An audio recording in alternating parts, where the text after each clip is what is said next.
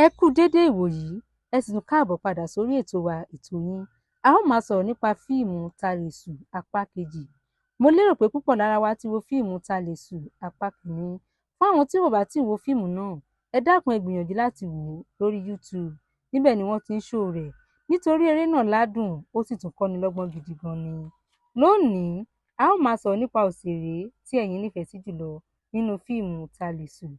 Ní tèmi o, òṣèré tí èmi nífẹ̀ẹ́ sí jùlọ ni Lateef Adédìméjì àti Aisha Lawal.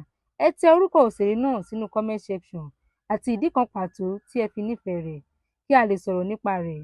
Tó, a kò ní rí jù báyìí lọ lónìí. Tó bá jẹ́ ìgbà àkọ́kọ́ tí ẹ ń wo fídíò wa nìyí, ẹ tẹ subscribe button tó wà ní ìsàlẹ̀ fídíò yìí kí ẹ lè ní àǹfààní láti máa rí púpọ̀ lára àwọn fídíò wa wò. Kí ẹ má sì ṣe gbàgbé láti tẹ aago tó wà lẹ́gbẹ̀ẹ́ rẹ̀ kó ba lè máa notify yín. Ó tún di ọjọ́ mìíràn, ọjọ́ ire. Ó dàbọ̀.